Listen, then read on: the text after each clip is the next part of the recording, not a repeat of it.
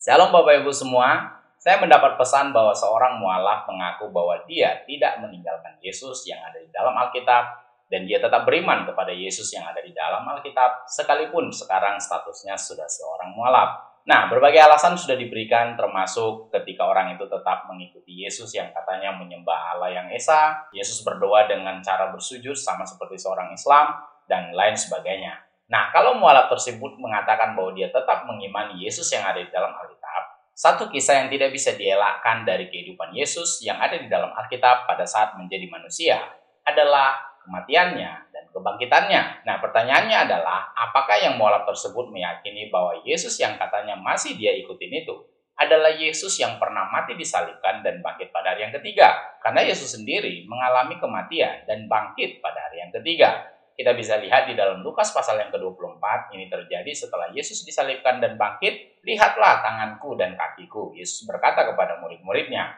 aku sendirilah ini, rabalah aku dan lihatlah, karena hantu tidak ada daging dan tulangnya, seperti yang kamu lihat ada padaku. Di ayat 44, ia berkata kepada mereka, inilah perkataanku yang telah kukatakan kepadamu ketika aku masih bersama-sama dengan kamu, yakni bahwa harus digenapi semua yang ada tertulis tentang aku dalam kitab Taurat Musa dan kitab Nabi-Nabi dan kitab Mazmur. Lalu ia membuka pikiran mereka sehingga mereka mengerti kitab suci. Katanya kepada mereka, ada tertulis demikian, Mesias harus menderita dan bangkit dari antara orang mati pada hari yang ketiga.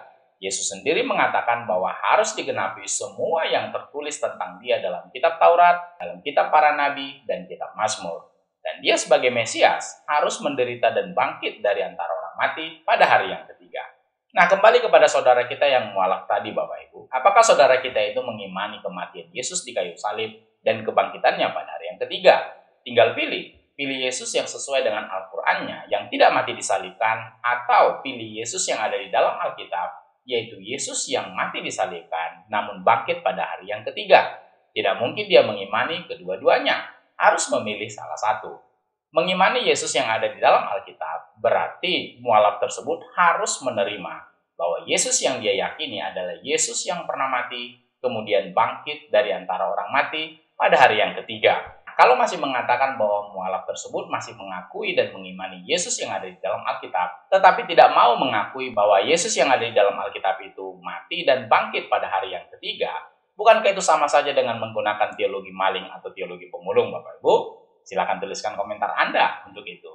Demikian yang bisa saya sampaikan, Bapak Ibu. Semoga menjadi berkat, menambah pengetahuan dan wawasan kita semua. Dukung terus channel Tidak Biasa, channel edukasi Kristen dan Murtadin, bagi kemuliaan Kristus di Indonesia maupun di bangsa-bangsa. Jangan benarkan yang biasa, tapi biasakanlah yang benar. Tuhan Yesus memberkati.